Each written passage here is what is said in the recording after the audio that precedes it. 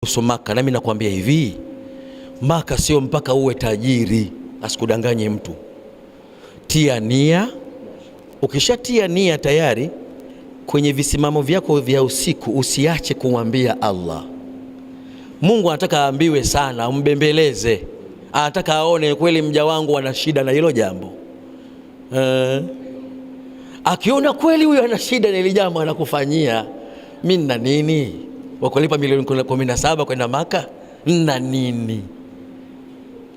Mtu wa Malaka hapo kwetu Mji Mpya na nini? Kulia sana usiku, we unakoroma sana bro, unapiga mbonji sana, punguza kulala. Wallahi nakwambia, katika siri Mungu kaweka ni usiku. Ndio maana ukifika Maka na Madina watu hawalali usiku, wanalala mchana. Mimi Mwarabu mmoja, ile kipindi nimeenda umra, nimeenda kununua kanzu, anasema shida yenu Afrika mnalala sana usiku. Tumesikia habari zenu usiku mnalala sana, wakati usiku ndio Mwenyezi Mungu rehema zake zote ziko hadharani hapo, atakaye azichukue. Wewe ndio unapiga mbonji muda huo. Ndugu zangu, narudia, katika siri ya mafanikio ni kuto uthamini usiku. Jipe nafasi kidogo mchana, lala kidogo tu, kupunguza ile gepu la usiku lile. Usiku baba, sitaki niseme siri yangu, lakini nikwambie mimi nilifundishwa mambo ya usiku sio na Mwalimu Salum. Mambo ya usiku alinifundisha Mariam Gome, Ramadhani Gome, Mungu amrahamu. Nyinyi mlikuwa mjui siri yake. Mimi niliona na mtu mmoja akaniambia, wewe kuna mtu ulikuwa unishi naye wali. Wali nani? Mikumi hamna wali. Akasema wapo. Kuna mtu umeishi naye wali wewe. Kwa nini hayo maneno unaongea sio ya kwako? Kuna dua mtu amekuombea wewe. Kuna hadhara moja nilikaribishwa niongee, nilitetemeka, kwa mashehe wote wakubwa unaojua wewe wapo, kasoro mufti tu akuepo. Mimi nikasema naongea nini hapa? Sema mwenye hadhara akasema wewe ndio useme hapa. Nilitetemeka, miguu yote inagongana, lakini baadaye alimleongozana naye akaniambia sema usiogope. Niliongea maneno ambayo sikutarajia, sikufikiria. Nilipomaliza jamaa akaambia, wewe kuna wali amekuombea dua. Nikamwambia nitamjuaje ni wali wa Mungu? Anasema kuna namna 3 za kuwajua mawali wa Allah. Kwanza kabisa kaangalie kaburi yake, imethaminiwa haikuthaminiwa. Kaburi la wali wa maeneo ambayo watu hawamjui, kaburi yake haithaminiwi. Nikaenda kwenye kaburi la Gome, nikakuta juu kumemwagwa matakataka. Mimi ndio nimeweza kusogeza vile viroba. Naendaga nikasogeza vile viroba vya matakataka, watu wa Kidoma wakipika chipsi zao zile nini, matakataka wanakomwaga kwenye kaburi la Gome pale. Liko chini ya mti pale kama unaingia makaburini. Lakini lingine, mawali wa Mungu huwa watu wanawadharau, hawachukulii vile vya kuwachukulia vile, lakini wamesimama sana kwenye njia, na wengine Mungu huwa wanawapa maradhi ya kudumu. Jamaa anasimulia hivyo, sijawahi kumpa story kuhusu Gome. Akanipa sifa zaidi ya 14 hivi tofauti. Katika hizo zote Mariam Gome yumo. Siku moja wakati tunasikiza mawaidha ya Sheikh Muhammad Ismail Baile, nilimwambia Sheikh Gome, mimi natamani sana niwe mzungumzaji katika dini hii. Akanishika mkono akaniambia, inshallah utasema na Mungu atakusimamia, atakupa ulimi wa kusema mbele za watu. Nikasema amin. Tunatoka alfajiri tunakuja zetu msikitini hapa. Kwa ndugu zangu Waislamu, hapa Mikumi umawali wapo, lakini wamefichwa. Ili upate fadhila zao, jitahidi katika maisha yako usidharau watu kwa vyovyote utakavyomwona mtu, muheshimu. Na muda mwingine mtu ghafla tumwambie, shehe niombee dua. Sio hata kama kavaa kanzu imependeza, mtu dhalili mwambie, Sheikh samani niombee dua. Lakini sasa wewe ukimwona Sheikh Makwecho uko naye sokoni pale mnapiga story, unamwona poa tu. Ukimwona Musa Nakamu unamwona, kwa sababu unamjua historia yake. Ndugu zangu, hata mtu ambaye unajua historia yake, zamani alikuwa mlevi tipiko, akirudi kwenye dini usimdharau, kwa sababu Mungu alivyo, Mungu wetu, unaweza ukawa rafiki yake mkubwa kabisa. Ukimuudhi siku moja unakuwa adui yake kama shetani tu, Ibilisi, na siku yake na ukifa na kuingiza motoni.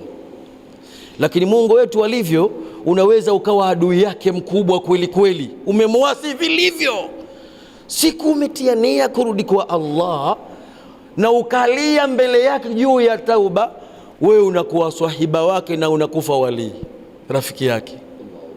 Ndio Mungu wetu alivyo, usimdharau mtu yeyote.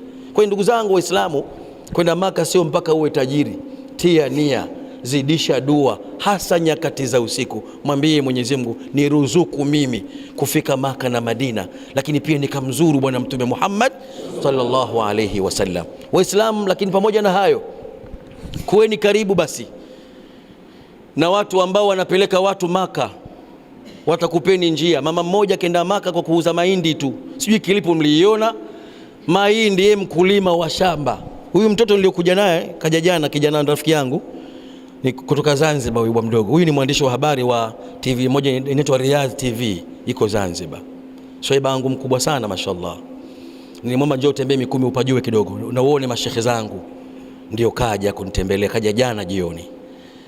Anajua kwa sababu yeye katika watu ambao walimrekodi huyo mama. Yule mama mkulima wa mahindi, lakini alitengeneza mazingira ya urafiki tu na wale wasafirishaji kujua namna gani atafika Maka na Madina. Wakampa njia, lipa kidogo kidogo, kile ulichokipata wewe tuma tu kwenye akaunti namba hii hapa. Kidogo kidogo. Mama sijui miaka 4 kila kiuza mahindi akivuna anarusha, akivuna anarusha, hatima yake imeenea ile hela. Ana mama, mwaka huu unaenda, kwani tayari? Kaambia tayari, wewe uangalii tayari. Mama kaenda Maka kutimiza ibada ya haji kwa kuuza mahindi yake.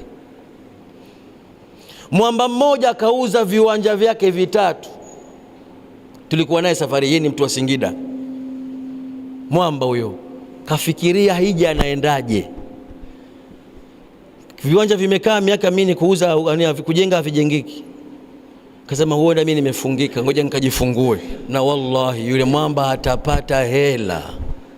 Mungu kawaida yake, ukifanya jambo ukariski maisha yako kwa ajili yake, anakurejeshea mafungu mpaka dunia ikushangae. Cha msingi tu Mungu amnyoshe moyo wake, asitumie vibaya. Semeni amin. Sasa hayo ndio maajabu yalipo, na wewe ndio jikaze hapo, tengeneza mazingira. Mfano, kuna ndugu yetu mmoja anaitwa Rashidi Njuki, yeye anaongoza taasisi inaitwa Manasik. Nategemea inshallah mwalimu wetu tutamsafirisha na taasisi hiyo. Semeni amin. Yeye kajitolea kwa ajili ya maimamu. Mfano dola 6,200 yeye anasafirisha kwenda Maka watu mwakani, yani mwakani sio? Kwa dola 6,200 naamini mwakani watu watasafirisha watu mahujaji kwa dola 7,000. Ila yeye anasema mimi lengo langu watu wakafanya ibada. Na kinachofanya maisha yawe ghali ya kwenda hija ni mkuma gharama ya kule, mahoteli, mahema yanalipiwa, kila kitu kinalipiwa kule. Hivyo. Sasa yeye akasema hivi, anasafirisha mahujaji mwakani kwenda hija kwa dola 6,200. Lakini yeye atapembua zile matumizi yote kwa ujumla wake.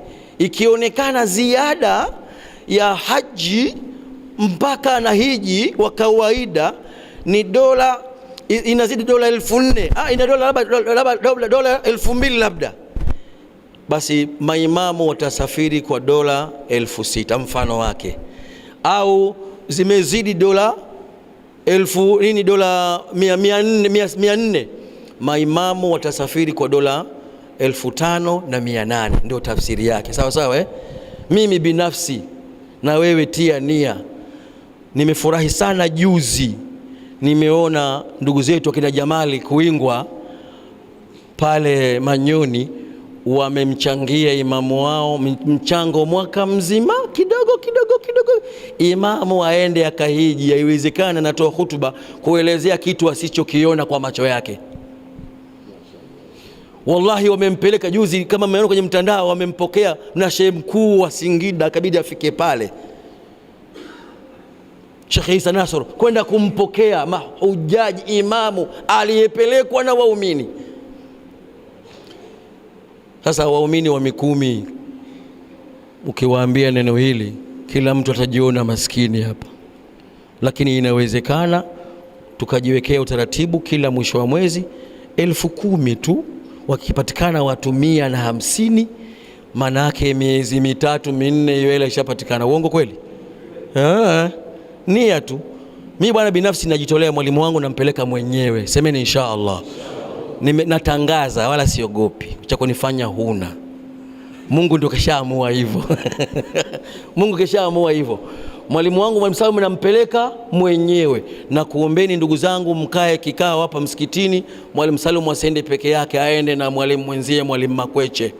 Hivyo basi wekeni utaratibu, kila mtu afunge moyo wake, fanya kama vile ndio tunawatuma wakatuombee na sisi tufunguke.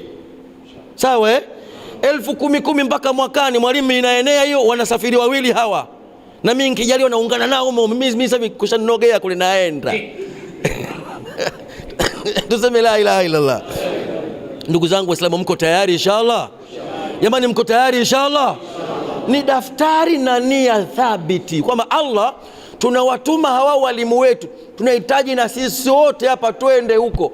10,000 yangu hii, 20,000 yangu kila mwezi naitoa hii. Lengo letu hawa wazee wakienda wakasimame Al-Kaaba wakwambie maneno kwa ajili yetu, nasi tuje.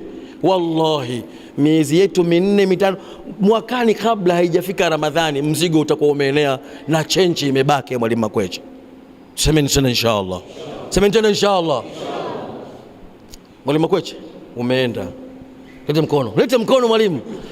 Umeenda. Wallahi ndugu zangu, hakuna kitu kikubwa kama kufika katika mji ule. Mimi nimejifunza mengi. Mara ya pili nimeenda Ramadhani, nimeenda na juzi hija Mungu kanijalia nimeenda. Ndugu zangu, katika sehemu ambayo mimi Sheikh hajajielezea, mimi nimeona utukufu wa Mungu live. Kuna sehemu inaitwa Muzdalifa. Pale Mungu kaamua kuonyesha ukuu wake. Muzdalifa, ndugu zangu Waislamu, takbir!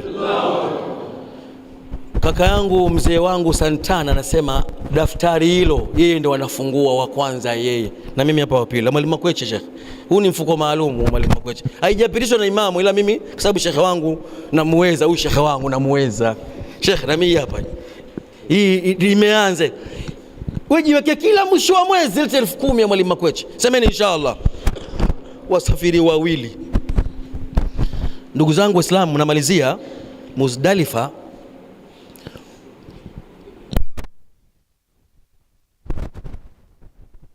Fua ndugu zangu nakubia alhamdulillah.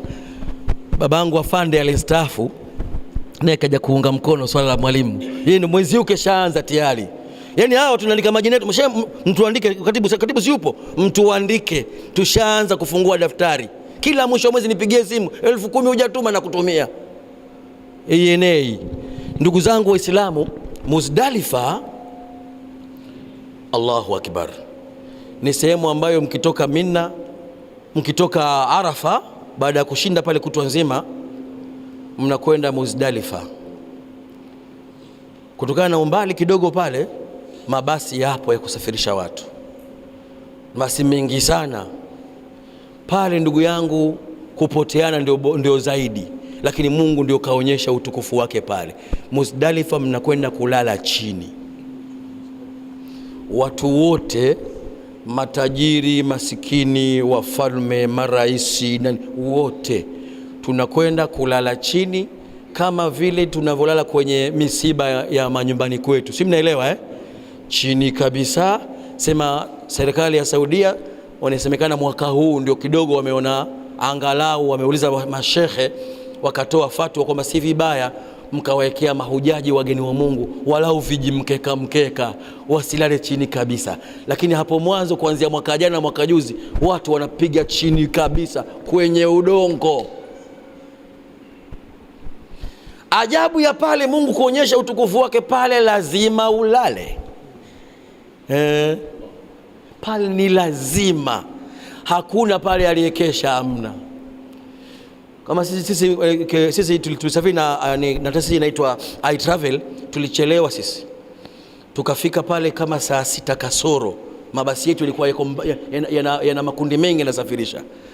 Ndugu yangu mimi, umwamba wangu, nikasema saa 6 hii Mimi namalizia tu hapa alfajiri, kwa sababu pale sharti lake tu alfajiri kukute pale, sawa ndio uondoke. Mimi namalizia saa 6, saa 7, saa 8, saa 9. Karibu kabisa mimi silali. Namwambia mwenzangu mimi silali hapa. Namwambia yule jamaa aliouza viwanja vyake, nimekutana naye kule, ndio nilikuwa naye. Kama mwamba mimi silali hapa, napiga zangu radi hapa. Hapa ndio pakulia na Mungu hapa, najitia umwamba. Mshekhe mmoja akasema hapa ndio unakaa mpaka asubuhi, hauwezi, utalala. Mimi sitaki kubishana na Mungu bwana, lale kabisa. Yeye anasema mimi sibishani na Mungu, mimi nalala kabisa. Nikamwambia mimi nalala hapa, mimi silali. Baba nikajifanya mwenyewe unapiga uradi si nini wewe. Pale Mungu anataka kuonyesha ufalme wake. Mnalala muda mmoja watu wote mnazima wote. Hakuna atakayepatikana hata kwenda chooni. Uwanja unakuwa wote kimya. Asi nguo nyeupe tu. Na wakina mama ambao nguo zao za kawaida wote nyanga wote. Pale Mungu anatangaza ukuu wake na cheo chake. Mkiamka pale basi mimi nikashangaa hivi najikuta la ilaha illallah la ilaha illallah la ilaha illallah. Hivi nikivuta uradi huko nimeegesha hivi, kuna ubaya gani? Kumbe ndio taratibu nachukuliwa Basi nilivyojegesha hivi nipige uradi na tasbihi yangu wewe. Sekunde nini nilichukua? Nimestukia tunaamshwa alfajiri. Jamaa akasema si nilikwambia. Akasema shehe bibi ulika macho? Nikamwambia macho wapi? Nikwambia hapa mwezi huu mwaka wa 3 nakuja hapa lazima ulale. Huyo ndio la ilaha illa Allah.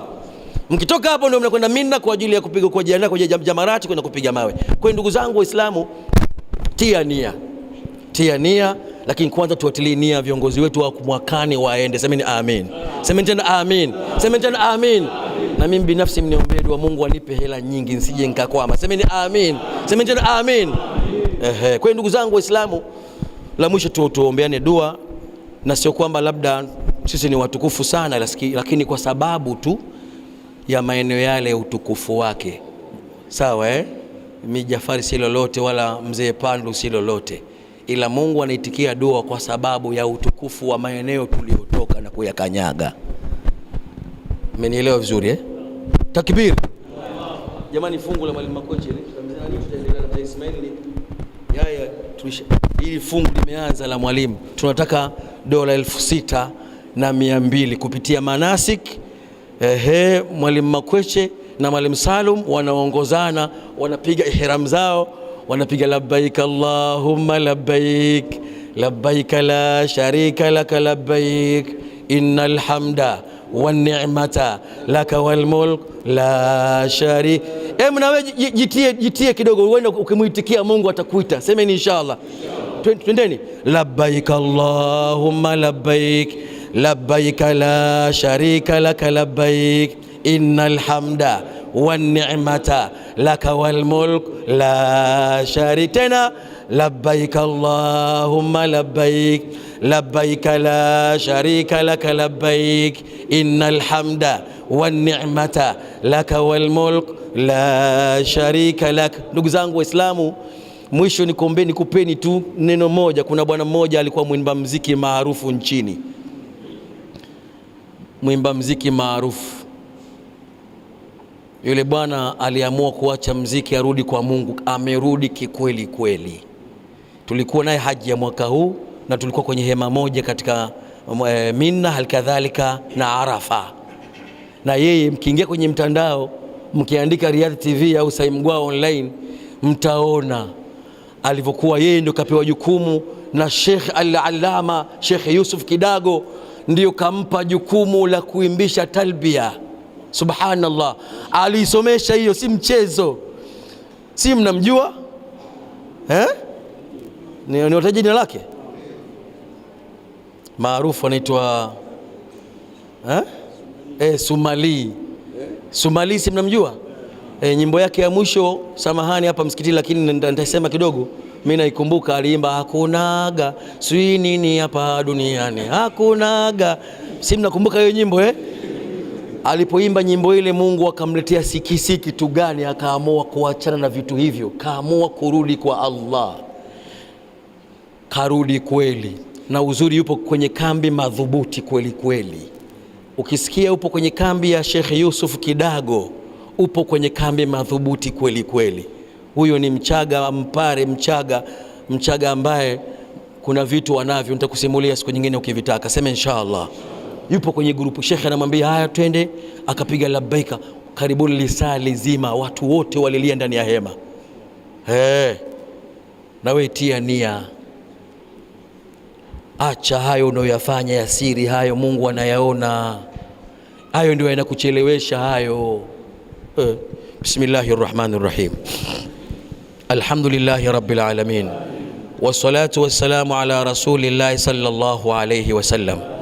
Mwenyezi Mungu, tunakuomba kwa rehema zako na utukufu wako, sisi si watukufu wala si wabora mbele yako, lakini tunanyanyua mikono na waja wako kwa kauli ya mtume wako kwamba kwa sababu tumetoka maeneo matukufu, Al-Kaaba tukufu, Maka ni tukufu, Madina ni tukufu, basi kwa ardhi hizo Mina ni tukufu, Arafa ni tukufu, Muzdalifa ni tukufu. Mwenyezi Mungu, kwa utukufu wa mahala hapo manasi ukatupa utukufu. Basi Allah, tunakuomba Mwenyezi Mungu kwa rehema zako ya Allah, turehemu waja wako, tufungulie milango ya baraka, tufungulie milango ya riziki. Allah, riziki zetu zimepinda, riziki zetu zimekuwa ngumu. Allah, mioyo yetu pia imekuwa migumu. Allah, nyoosha nyoyo zetu tupate kurudi katika njia yako. Na Allah, umeahidi tukirudi katika njia yako unatupa riziki kwa wepesi, kama ulivyosema, waman yattaqillaha yaj'al lahu makhraja wa rizquhu min haythu la yahtasib. Nasi Mwenyezi Mungu tunatamani kuwa wacha Mungu wa kweli mbele yako, ili utupe faraja katika mioyo yetu na utupe riziki katika namna ambayo mwenyewe sisi wenyewe hatutegemei. Lakini Allah, tunakuomba Allah, tuite tena na tena katika nyumba yako, na kila mwenye nia njema na safi mbele yako Allah, mlete katika Al-Kaaba, mlete katika mji wa Mtume Muhammad. Ya Rabbi, tunakuomba tuhurumie katika maisha haya, wahurumie wazazi wetu waliotangulia mbele za haki, wahurumie wa muasisi wa dini Mikumi, wahurumie waasisi wa dini Tanzania. Mungu, warehemu mashekhe zetu walio hai na waliotangulia. Mwenyezi Mungu, tupe jaza njema katika maisha ya kilimwengu na tupe jaza njema akhera. Mungu, tujaze mifuko yetu. Mwenyezi Mungu, shida ni fedha. Allah, dhalilisha haya makaratasi, haya makaratasi yakidhalilika, Mwenyezi Mungu, tutakuja mara nyingi katika nyumba yako, na hii ni ahadi yetu mbele yako Allah. Asitimiza ahadi hii, Mwenyezi Mungu, utajua cha kumfanya. Lakini Allah, tunakuomba Mwenyezi Mungu, tupo ndani ya Ijumaa, siku ya leo, siku ambayo umeficha siri katika lisali moja, ambayo watu kikuomba Allah, dua zetu zinakuja kwako. Basi Allah, lifanye saa hilo ni hili, tujibie dua zetu, tukubalie dini yetu, tukubalie shughuli zetu, tufungulie riziki zetu. Mwenyezi Mungu, asiyekuwa na biashara mpe biashara iliyokuwa nzuri. Mwenyezi Mungu, anayefanya kazi mpe cheo kilichokuwa kizuri. Allah, asiyekuwa na mfanye biashara, basi Mungu muongezee faida iliyokuwa nzuri. Asiyekuwa na kazi mpe kazi yenye manufaa. Aliye na kazi Allah mboreshe kazi yake. Asiyekuwa na mtoto mpe mtoto aliyekuwa mwema. Asiyekuwa na mke mpe mke aliyekuwa bora. Asiyekuwa na mume, Mwenyezi mpe mume aliyekuwa mwema. Kwa rehema zako Mungu, tuboreshe vitoto vyetu. Mwenyezi Mungu, tutengenezee nyoyo za watoto wetu. Mungu, tutengenezee dini yetu. Allah, itengeneze Mikumi. Mwenyezi Mungu, imarishe Mikumi kidini na kiuchumi. Allah, imarishe Tanzania kidini na kiuchumi kwa rehema zako Mwenyezi Mungu na utukufu wako Allah. Mwenyezi Mungu, wabariki kila anayesafirisha watu kwenda haji, wanainishe mioyo yao, waache kutaja mifedha mingi, wataje kiasi ili kila mtu amudu kwenda, hata kama watapata faida chache pamoja, kwa kuwa ni kazi. Basi Mwenyezi Mungu, waridhike na faida kidogo, ili mradi kila mtu aende akamwabudu Mwenyezi Mungu, kila mtu afike Al-Kaaba ya Rabbul Alamin. Mwenyezi Mungu, tuite watu wa Mikumu wengi sana mwakani, sio hawa wawili mashekhe zetu, na wengine pia wawemo, kwa uwezo wako Mwenyezi Mungu azza wa jalla, kwa utukufu wako Mwenyezi Mungu azza wa jalla. Mwenyezi Mungu, usituingize motoni. Mwenyezi Mungu, usituingize motoni. Mwenyezi Mungu, tujitufanye tuwe miongoni mwa watu wa peponi. Allahumma inna nas'aluka ridhaka wal janna wa na'udhu bika min sakhatika wan nar.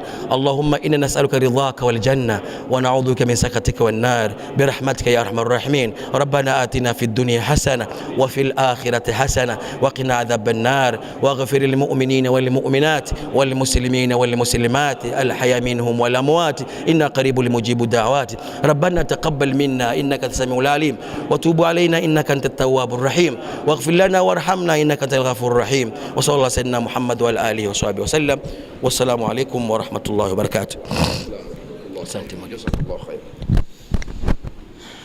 Naam, assalamu alaikum warahmatullahi wabarakatuh. Ndugu zangu, sasa nadhani ninafikiri sasa tunaenda na maswala yetu.